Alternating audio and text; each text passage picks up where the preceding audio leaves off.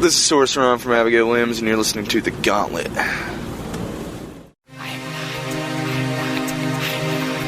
The Dungeon Weekly Radio Address.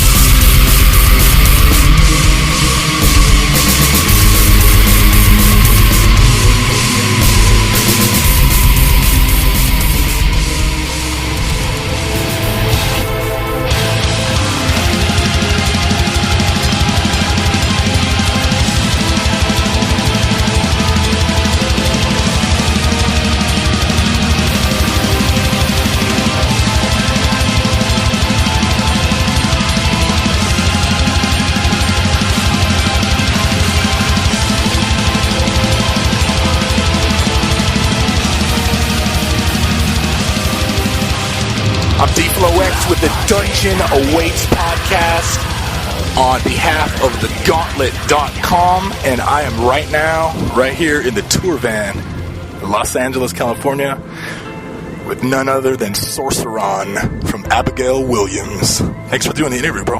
No problem, dude.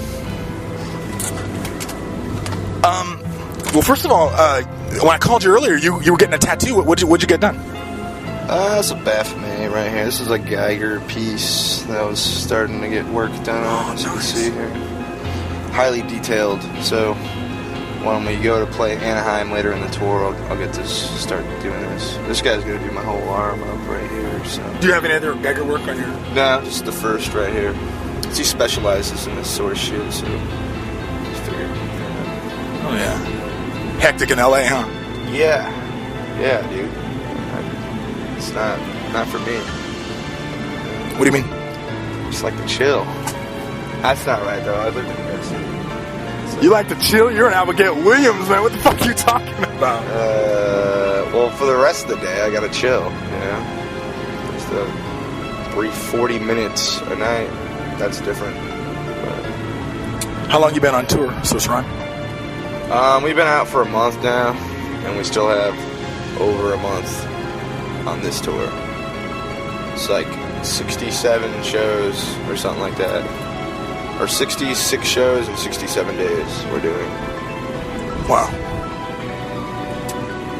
So you're here in Los Angeles. Are you going to put some angels out of their misery tonight?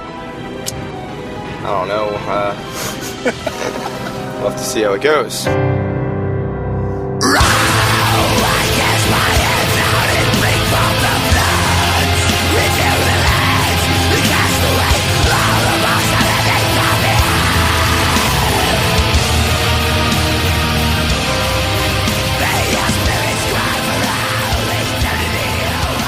Have you played, you must have played the Whiskey before. Yeah, we played here a few months ago, like 3 months ago. It was a good show. Is this the typical size of the venue that you've been playing? Have you been playing bigger places, or how's that been going? No, this is very typical. So sometimes smaller, sometimes bigger, but you know, this is like average, you know. I want to get deep, kind of into American black metal, because the reason I want to say that, you know, the people from the Dungeon, very much fans of Abigail Williams, and in fact, my co-host Grasshopper said that he put Abigail Williams probably on the top 5 black metal bands that are actually doing something truly progressive in the genre. I want to ask you about American black metal versus what is, you know, most bands in this genre are from Europe. Yep. I don't know. I don't see it too much as like a versus thing. I see it as the European black metal scene has been around. Well, that's not even that it's necessarily been around longer, but it's had more notoriety because of the events, you know, with the second wave, Norwegian black metal bands and all that. So, well, there's been black metal bands in the States ever since then as well, you know. So, I just think maybe it's been more recent that a lot of them are, you know, in the last 8 years or so that it's been getting more serious. There's just a ton of good bands. So, can you name some of those bands for me? Wolves in the Throne Room. Oh yeah. Whoa, you heard Whoa? I haven't. You should check that out. That's good. Like Knocked Mystium for a while. Yep. Leviathan, Yeah. Disaster, just stuff like that. Now, Atsu, Goat Whore. So You know those guys? really well, man. Yeah, you know those guys. Yeah. I think that one thing I just wanted to kind of point out about like Abigail Williams as a band. Again, this is not coming from me. This is coming from a lot of listeners. When I first heard Abigail Williams, I was really surprised that it was an American group. Now that the symphonic aspect of your music, it's really been, especially on this last album, it's been really the main staple of your music. In fact, some of your critics even go as far to say that it's too symphonic.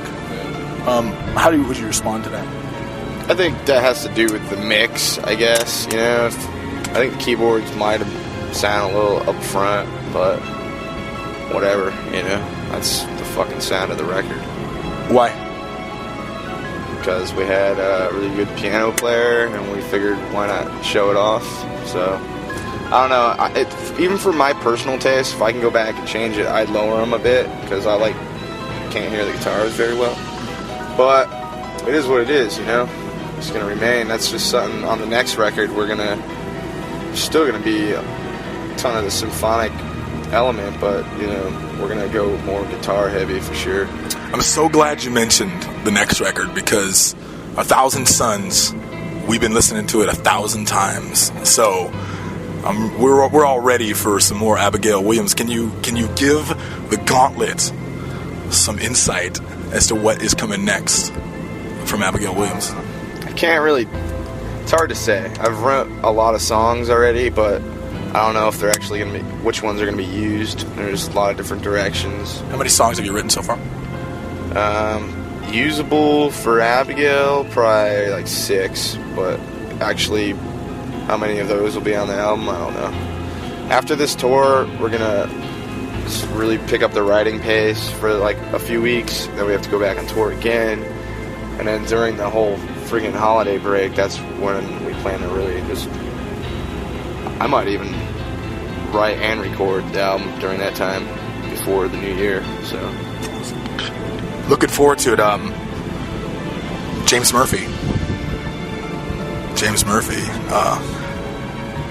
I have to tell you, I love Cause of Death, man. Like, that's probably one of my favorite albums of all time. Like, and it's really because of, not that I don't like other Obituary, Cause of Death is truly Murphy really brought a new element to that band on that album for sure. Something that they didn't have yet. Something that, I'm a Obituary fan, but after that album, I don't think it had the same finesse with the solos and everything. So I agree. Are you planning on working with James again? It's in the air right now. We're contemplating doing it ourselves like we did for their EP. I do production as well, and I did, me and James co-produced In the Shadow of 1,000 Suns. I feel like I want to get a more nitty-gritty sound, something more raw, and so if that's where we're going, no one else is going to know how to do that better than us, So nitty-gritty sound. So you're planning on scaling the keyboards back maybe a little bit in the mix? Yeah, and just overall, we just want to have a grimmer mix, something that just sounds more like how we sound when we play, in the room. Now, keyboard player, it seems like you got this you guys are swapping with Cradle of Filth, Winds of Plague. Who's playing keyboards with you now? We have a new keyboard player. Her name, A new one. yeah, her name is Elena. She's she's a good addition. I'm gonna just say that. She writes cool stuff, and she's really easy to get along with on tour, which has been the main problem in the past for us. So far so good. Very cool.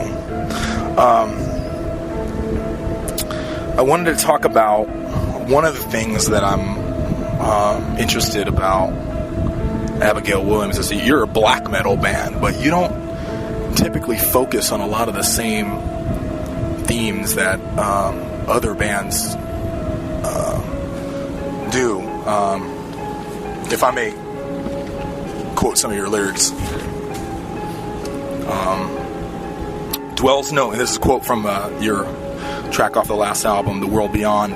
Dwells no man into this infinity, for as the last glow of the sun sets, I feel an affinity towards the unity between mankind and his divinity.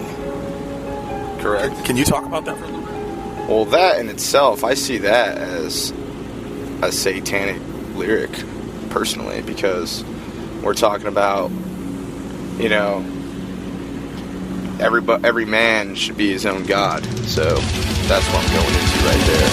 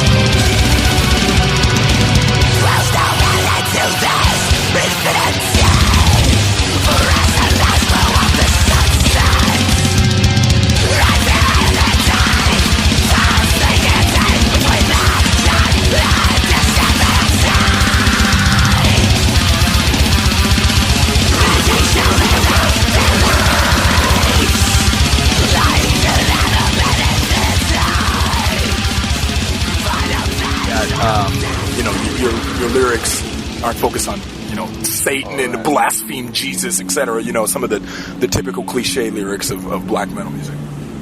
I don't feel the need to do it. So many other people are doing it. You know, try to just something more thought-provoking. Even if you're not a Satanist, you could read these lyrics and take them into your own as you will. You know, that's the good thing about them, I think. Upon reading some of your lyrics, for instance, even with this song, I think a lot of listeners would agree that a lot of your lyrics seem to be delving into mysticism rather than just strictly Satanism. Would you agree with that? Definitely, yeah. It's been an interest of mine since I was, you know, in high school. I mean, I'm 29 now, so that's most of my life. You know what I mean? I've studied and read on, you know, the occult, so it makes its way into the lyrics a little bit. You know, there's no way to help that. So, what is the majority of? I mean, I see that like a lot of your lyrics do deal with this mystical aspect. Is there a main theme in terms of a lot of your lyrics that you're really trying to get across to your listeners? I don't know. I mean, I never sat there and thought, well, there's got to be a theme. You know, it's more like, well, here's the songs, here's the lyrics for each song. I tried to arrange them in an order that would make sense, I guess, on the CD, but I'm not going to say, oh, I have this message that I want everybody to get, you know what I'm saying? Read the lyrics, you know, whatever that they do for you, then that's what they are, you know. Maybe not everybody can understand what I was talking about, but that's the challenge when I'm writing lyrics. I try to do it in a way that you could probably interpret them in different ways, you know. So, like the song "Like Carrying Birds," I've had people tell me, "Oh, is that about this? Is that about this?" No, that is actually a song about burning churches. But you can't. I guess it's not that clear. To me, it was. So, there you have it. It seems like a lot of it's a very poetic approach, like a very interpretive. Yeah, because I admit, sitting here going through some of your lyrics, it was kind of difficult sometimes to really hear what you're going with it. Well, thanks, because I feel like the lyrics are the last thing anyone's looking at sometimes. I spent all these time on these freaking lyrics. My own bandmates don't even read them, you know what I mean? What are you saying right there? They don't even know your songs? Yeah, they don't know. Just like, damn it.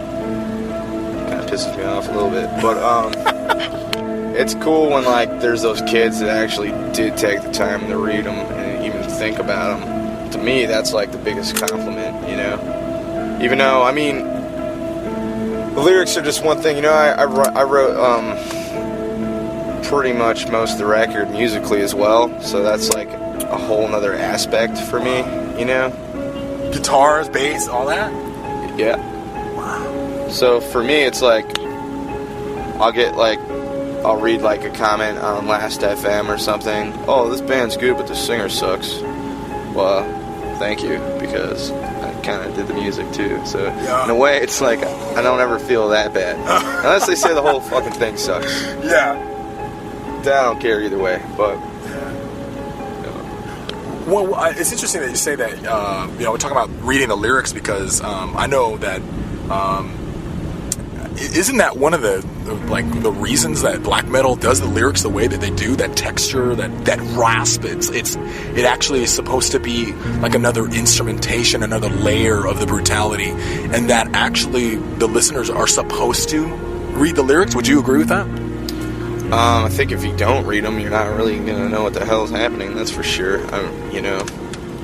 Sometimes you can pick out words. I don't know, I think a lot of times I speak a little clearer than some, and I don't always do the straight,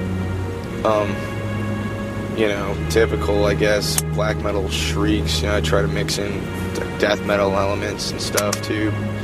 I don't know. I've always been a guy that reads lyrics. Ever since I got into extreme metal, I was like, what's this guy saying? Oh, okay. Yeah. So, I don't know, I just feel like these days it's the download age. The kids aren't buying records as much, so they're not getting the lyrics right there and taking the booklet, taking the time to listen to the CD and look at lyrics, unless they're gonna Google it or something. Yeah. So I put the lyrics... I Google it. Yeah, I put the lyrics on our page. So that they're easy to find. Yeah. For that reason. So. Yeah. I want to let you get back to being mellow in LA or trying to. But I just had one more question. Because, again, I'm coming back to this American experience. A lot of the bands that are coming out now, I know around here, deathcore. Fucking is the big thing. What do you think about that? I'm not a fan. I'm friends with a lot of these guys, actually, just from playing shows and being around, dudes are dudes, I don't understand deathcore, I guess, maybe because I'm older and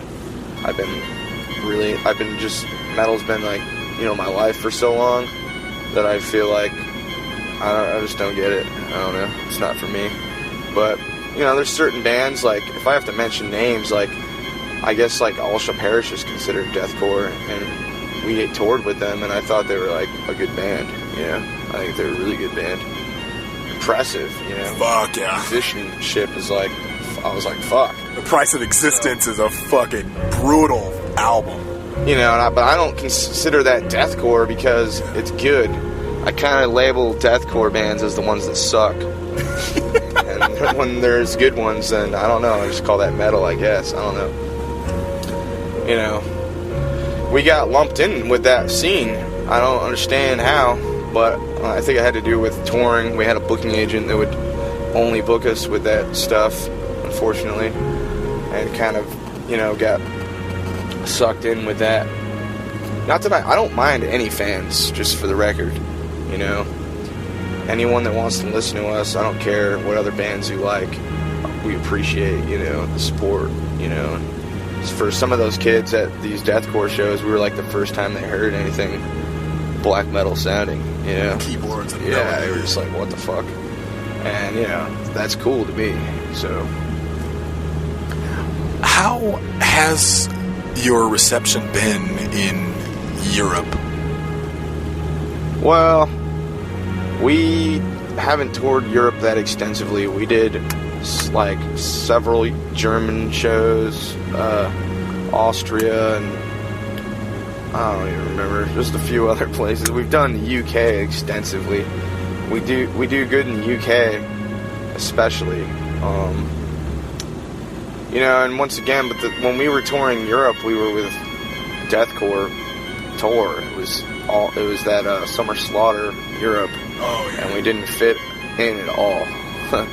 So hard to say if we were on a proper metal tour, I think we'd do really good, you know, because then I'm talking to our fans at the shows, and they're like, I almost didn't even want to come because it's expensive and there's all these bands I don't want to see. That's the thing, you know. When you're making a trip overseas, it's so expensive. I guess you just gotta make sure you pick the right tour. We just like love going over there and partying, so we're like, good, we'll do it. Let's do it. Looking forward to this new record coming out. What is your definition of success on this new album? Having it in the store, actually completing it. I don't know. That's success to me. No, I mean, I'd like to make a better record than the last one, you know. It's a high bar. People have been really critical on us, I feel like, and that's good because I read all that shit. You do? Oh, yeah. I'm the worst. I shouldn't be doing it, but I do it. I've read every single insult that we've ever had towards us, so... And, you know, I take it as constructive criticism. Sometimes I'm like, this guy has a point. That was the things I want to improve on, you know? So, at the end of the day, it's our piece of art. But sometimes, you know, people pointing out things, I'm like, yeah, you know, I agree with that anyways. You know, we kind of fucking dropped the ball on that, this and that, you know? So, I don't know, I just want to make a better record, you know? Something, just continue to improve, and I don't want to do the same thing twice. So awesome. Well, we're looking forward to it. Can you give us some dates possibly on when we're going to see the new Abigail Williams album? No pressure. Realistically, it takes 4 months after completion for it to come out in the stores. So realistically, when you like maybe May, maybe. Because, you know, we wouldn't be able to complete it till January. So that would leave May. So, and we're touring so much. That's the thing. We're trying to do it in between breaks. So, is that just due to promotion, or is that, you know, is that a business decision, or it's kind of both? It's promotion, you know, and this is our job. Like, we don't have jobs, you know. Like, we quit our job. Well, you're lucky to do this shit. So we don't make a lot of money, that's for sure. But if we're not doing this, then we're really fucked. You know what I mean? So we keep busy. We're keeping, you know, we're just trying to increase fan base, you know, and playing with different types of bands on different types of tours. That's the only way to do that. So, you know, we're that band that we'll tour most of the year. And if people come and go, if someone can't handle the rough touring lifestyle, then we just replace them, you know. Have you had to do that a few times? We've already had to do that on this tour. We already had to send a bass player home, and now the drummer from Abysmal Dawn's been playing bass for us on this tour. Adapt. We adapt. You have to. Yeah.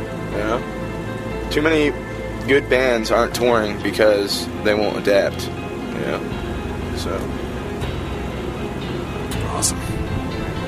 Sorceron, I want to really thank you for taking the time to talk to the Gauntlet and the Dungeon. Fucking, it's really an honor, dude. A lot of our listeners love this shit, so we'll be looking in May for some more fucking American black metal. We always post samples too, so when we're done with something, sometimes can't even wait. Is it them or is it you? Probably fucking leak it ourselves. So. Awesome. This is D-Flow X with A Dungeon Awaits. On behalf of the Gauntlet, thank you so much for doing this interview, man. Can I get you to say, this is Sorceron from Abigail Williams, and you're listening to the Dungeon Awaits podcast? This is Sorceron from Abigail Williams. You're listening to the Dungeon Awaits podcast.